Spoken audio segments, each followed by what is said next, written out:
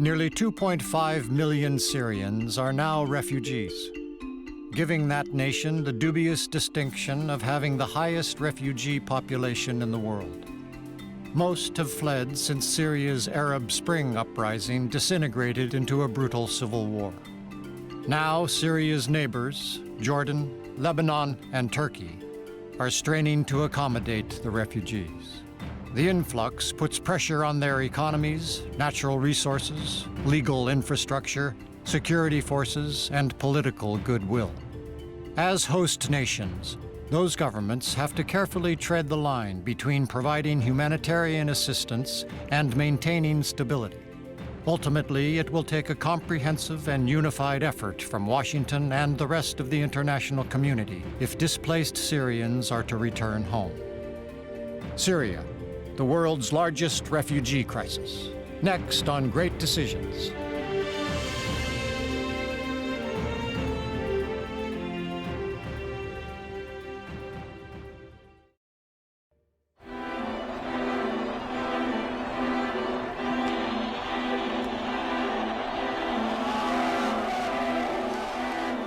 It started as a hopeful time. In early 2011, protesters across North Africa and the Middle East rose up to overturn dictators who had ruled for decades. The unhappiness that burst into public view in 2011 with the Arab Spring, even 2010 in Tunisia, really was developing over a period of decades. Those of us who were working in the region saw more and more signs of just general dissatisfaction with the status quo. So it began as a nonviolent movement in Tunisia, then spread to Egypt, and then it spread to Libya. Ultimately, the Arab Spring is about not just young people, but people in general in that part of the world wanting to live in dignity. I didn't say democracy, I said dignity, and that means that the law is respected, that there is a rule of law. 4 governments in Tunisia, Libya, Egypt, and Yemen fell. But in Syria, the revolution stalled. There, protesters were marching against the regime of President Bashar al-Assad, peacefully.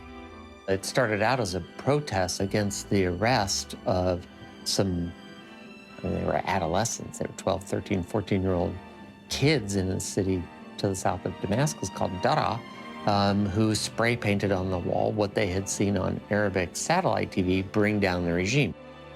I live in Baltimore, we have plenty of graffiti. But in Baltimore, they don't arrest kids and pull out their fingernails, which is what the Syrian secret police did.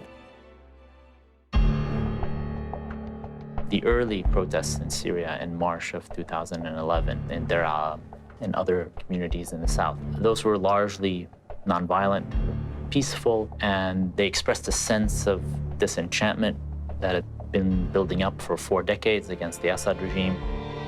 It was mostly young people, educated, who went to the streets. It was farmers from a southern town called Daraa. It was merchants in the town of Hama in the middle of the country. And what they were protesting against was a government they felt didn't listen to them. But the peaceful protests were met with brutality. What began as a series of peaceful protests against the repressive regime of Bashar al-Assad has turned into a brutal civil war. Over 100,000 people have been killed. Millions have fled the country. It started to build, and you see a snowball effect throughout the country. Now, you have these peaceful protesters, and the government, a government that is known to be quite brutal, decided to use force and started shooting into crowds. And I always remind people, the Syrian political opposition marched in the streets for 6 straight months taking bullets before they even mounted an armed response. So it really was a Syrian matter, people demanding their rights. Bashar al-Assad's regime cracked down with a ferocious response and began killing a lot of unarmed protesters. More and more arms began to find their way to the opposition. His opposition became armed, and Islamists and jihadists began to play a greater role. Now, 3 years into the conflict, an array of different militant groups are fighting the regime and each other, each claiming territory in Syria and Iraq. The U.S. and its allies in the region, whether Turkey, Saudi Arabia, Qatar, and so on, have been supporting various rebel groups, but they can't agree on which rebel groups to support. So you have extremist Islamists, you have less extremist Islamists, you have the Free Syrian Army, which is more moderate. You have Islamist rebel factions that were formerly aligned with the Free Syrian Army. So it becomes very complex and very messy.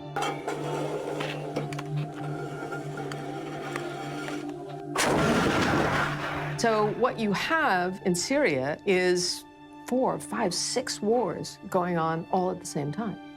It's a war against the population of Syria against a regime. It's a war between Saudi Arabia and Iran that both want their own hegemony inside Syria. It's a war against Hezbollah, the Lebanese Shiite militia, against ISIS or Al-Qaeda or Sunni fundamentalist jihadists. It's a war that involves Turkey, that is also on the side of the nationalist rebels. And it's a fight between the United States and Russia, which plays out in the UN. The result? More than 140,000 people have been killed, and an estimated 3 million Syrians are refugees. Approximately 6,000 Syrians are fleeing the country every day, according to the United Nations. They've traded the brutality of civil war for lives of uncertainty in countries not their own. It's the biggest humanitarian catastrophe of this century so far. About 11 million Syrians have been displaced from their homes, and over 3 million have sought refuge in the neighboring countries, Lebanon, Jordan, Turkey, and Iraq. Within Syria, you've got 5 or 6 million people cut off from humanitarian aid for all but the absolute basics. صلنا سنة و8 أشهر لك خالي دائما ننتم بلشنا حشايش الأرض بعد حشايش الأرض شو بدنا نساوي؟ صرنا نطحن كزبرة وشعير. And in the neighboring countries, you've got people traumatized by war who can only see more conflict ahead. There would be bombings, there would be military attacks, and people fled initially inside the country. Some people displaced inside the country 2 or 3 times, and then eventually just spilling out across borders as though the country had turned inside out.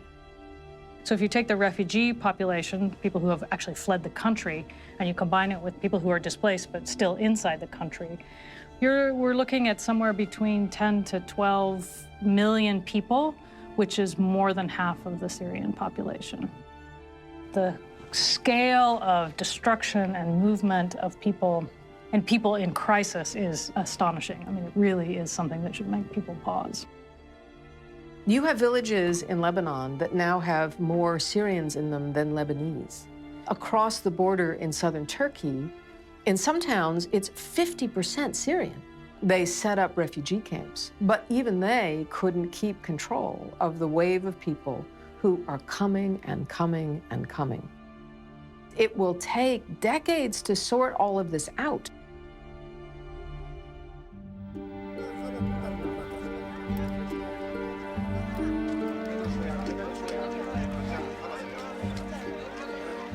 Turkey, Lebanon, and Jordan are bearing the brunt of the refugee crisis as families bring what little they can carry across Syria's borders. Refugees have also gone to Iraq's Kurdistan region and Egypt. The system is under crisis right now. Not only are the numbers growing extremely rapidly, but the demands put on the neighboring countries are enormous. Today, they're fleeing from every border that they can get out of Syria, including by sea. We've been working very closely with the governments with a recognition that many of these countries have their own internal domestic financial problems, economic problems, poverty problems, but yet they've embraced the number of people coming across the border. The hospitals are completely unable to respond to the needs of both locals and Syrians. Water is scarce, electricity is sometimes failing. At the same time, families struggle because Lebanese families now compete for jobs with Syrian families.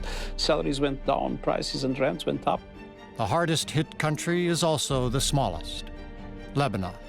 The largest host of refugees is Lebanon, with over almost probably 1.2 million registered, but probably many more unregistered. In Lebanon, you have 1.2 million registered refugees, but it's a country with 4 million people. You can imagine what it would mean in the United States to have more than 25% of the population being now foreigner. You see the refugees all over the streets. You see them in Beirut. You see them in other cities. And the UN is trying to accommodate some of these refugees. The problem for Lebanon is that the country cannot absorb this many people. Add to it now, we have about 400,000 Syrian refugees who are at the age of entering the schools. They are not responsible for the war that took place and for what happened in Syria or what's happening now in Iraq. These kids belong to the classroom. If you don't put them in the classroom, they'll end up being in a terrorist camp. The cost on us approximately is about $250 per student because we have to hire extra teachers, part-timers to teach more sessions, open more sections in every level in different schools. Turkey is on the other end of the spectrum. Turkey has done a superb job in handling refugees. It's put a lot of its own resources into it. In fact, Turkey has been basically self-financing in terms of refugees, and the facilities it's provided are superb. In Turkey, they decided they close their border and they can make sure that the refugees are localized in an area and they're in a camp and they make sure they're under control. In Jordan, pretty much they did the same thing. In Jordan, there are upwards of 1.4 million Syrians. Some are in refugee camps, some are almost fully integrated into the Jordanian economy. And this, this presents an obvious challenge to the Hashemite Kingdom of Jordan, which is always in a rather difficult economic state, no matter the circumstances. Jordan is a very close ally of the United States. It's got 1 million refugees, 650,000 registered, probably another 600,000 more. They're not in refugee camps in the main, they're in the urban and peri-urban parts.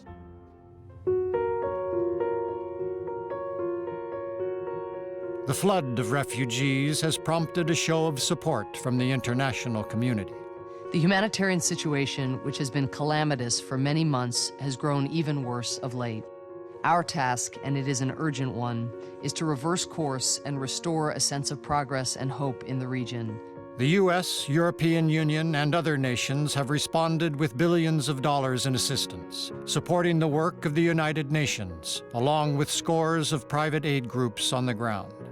There is a coalition of 155 organizations led by UNHCR that is providing from shelter to registration to protection of vulnerable people to education, even if not, unfortunately, to all the children that would need it, health coverage, everything we can to address all the basic needs of this population. We try to offer a range of services that help them survive, help the refugees survive. So that's your basic healthcare and protection needs, especially of women and girls. We're trying to offer education to the next generation so there's some normality and some hope for the future. And an increasing part of our work is trying to support the economic capacity, the economic well-being of refugees, because if they are in urban areas, as they are in the Syria crisis, for long periods of time, they really need to become some kind of productive member of society. This is one of our biggest humanitarian operations in the world at a time when there are more complex crises and humanitarian emergencies on the planet than ever before. It is something where we have spent over $2.5 billion in assistance. The U.S., through all of its different governmental institutions, has done an impressive job of directing funding towards supporting refugees. And I think it's really kind of been at the forefront of this in the world. The countries that are feeling the weight of these refugees have been in need of additional assistance as well. The scale of the crisis means that assistance is often not enough. There is still a lot more that should be done, and unfortunately, we lack the resources for that. We have appealed in the end of last year for the support of the international community. We received about half of what we have asked for. The costs are enormous. The operation to date has cost almost $800 million just in 2014. And we are approximately $300 million short today to provide the support that is necessary both inside and outside Syria. I think the donors are very sympathetic to the UN High Commissioner's request for additional aid. Eventually, though, we have what's called donor fatigue, how much can be given, especially that there's so many crises occurring in different parts of the world.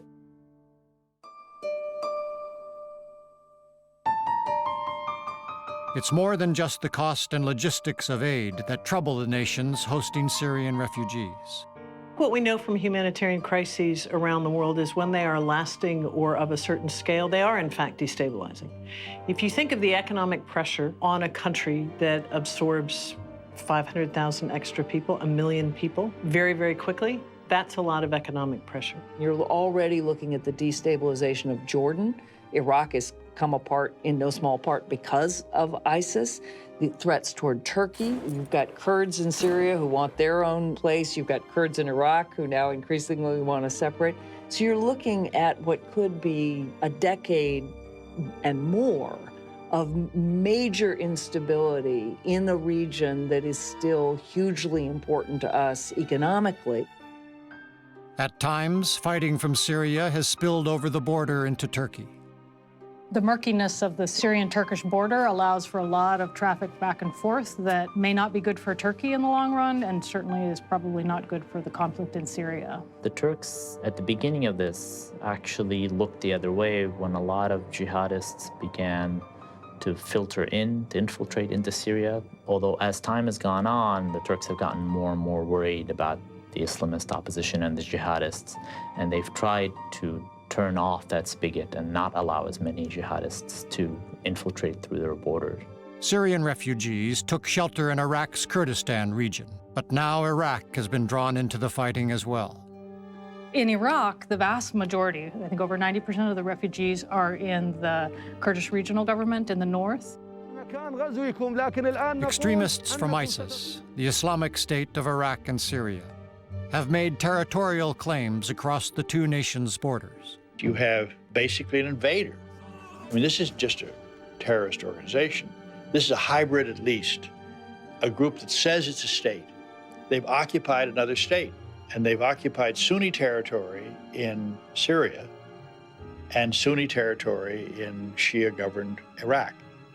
Extremist groups ultimately benefit from the failure of governance because they say that existing nation states can't provide for basic services, and that's what ISIS has been able to do. It's in many ways the most successful extremist group in modern history in terms of the number of people under its rule, by some estimates more than 4 million, and with a piece of territory that as large as the UK. What the United States is faced with is something even more serious. The possibility that for the first time since 9/11, there will be a major piece of territory under the control of elements that could well be thinking about terror operations in the continental United States and in Western Europe, to say nothing of the neighborhood around Syria. They intend to bring jihad to Western Europe and to North America when they're finished in Syria, and I take them at their word. The presence of the Islamic State and the presence of extremism has become Assad's main weapon. From the Western point of view, it's better to have Assad than it is to have Sunni extremists running the country. So in that sense, on many fronts, he has won the war. In Lebanon, the government prohibits the formation of organized refugee camps for displaced Syrians, fearing it may lead to a more permanent refugee crisis. But that policy may cause other problems. Lebanon went through its own 15-year civil war and now enjoys a fragile peace between an array of Shia, Sunni, and Christian sects. The prime minister must be a Sunni. The president must be a Christian. The speaker of the parliament must be a Shiite. The head of the army must be a Christian. And so to have this huge population of Sunnis coming into Lebanon unbalances this fabric of the way the country is set up. So we're talking now a total of about 2 million refugees on the Lebanese ground, and we are only 4 million people. So you can imagine the scale of the crisis that we are living in. With Syria's predominantly Sunni refugees trying to assimilate in Lebanese towns and cities, the strain on housing, jobs, food, and other resources could upset Lebanon's delicate balance of power. There's a lot of resentment, I think, within the Lebanese population because there are so many refugees and because of Lebanon's whole relationship with Syria. The Syrians pulled out of Lebanon years ago. The Lebanese were very happy about that. And they're not so keen on having these many refugees, kids all over the streets, people unemployed in their country. There's also been friction because Hezbollah has been involved in the war in Syria. It's been fighting alongside the Assad regime. Some of that has carried over to the refugee condition in Lebanon. We've had incidents over the past few months where Syrian refugee camps have been set ablaze during particularly tense periods. The U.S. has increased efforts to counter the threat of ISIS and continues to provide hundreds of millions of dollars in humanitarian assistance to support Syrians affected by the fighting. At the end of the day, it's not just American diplomacy and interests that are going to have to be mobilized to seek a political solution to the conflict in Syria, but also the active and supportive engagement of the neighbors, Saudi Arabia, Iran, those elements in Iraq that are clearly working with the Sunni. But there is no simple solution to the problems confronting the U.S. in Syria. Sometimes civil wars end with a victory. Our own civil war did. Sometimes they end through a compromise. But in the case of Syria, there are going to be no winners. Iran and Saudi Arabia really view this as a winner-take-all battle. They see any success for the other as a defeat for them. And that's been one of the major reasons why we haven't seen movement toward a political settlement. I'm not quite sure what the final solution in Syria is going to look like, but I do know that whatever it is, it's going to involve a negotiation. Which means the United States has to keep its eye on how it gets the parties to the table, because the Syrians can't get themselves to the table. With ISIS increasing territorial claims in Iraq and Syria, the widening conflict is driving more people from their homes. One important effort the U.S. can continue to lead is the call for international focus on the crisis. We cannot successfully have an outcome in that part of the world unless we take a leadership role. It's up to the international community, not specifically the United States. And, you know, UNHCR, organizations like that, the Red Cross. And there is a lot of activity going on, but the problems are just so massive. The challenge is so many countries, again, have their own domestic problems in the donor community.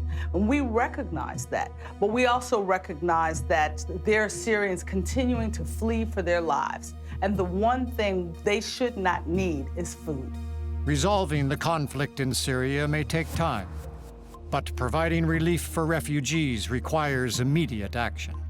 The international community has a prime obligation to help, and help generously, and help in a timely manner. Otherwise, more countries are going to succumb to violence and to the crushing burden of events, including the refugee crisis. The only way we can fight this is by providing them hope, by giving them education, by finding jobs for their parents, by solving the problem and the crisis in Syria and make sure that they can go back to their home country. The people inside these camps are you and me. They're people who 3 years ago were shop owners, physicians, teachers, doctors, and today they find themselves living in a tent or in a container. The Syrian civil war represents the greatest humanitarian crisis of our time and stresses fault lines that have defined years of turmoil across the Middle East. The U.S. will have to work with its allies in the region and beyond to try to contain it.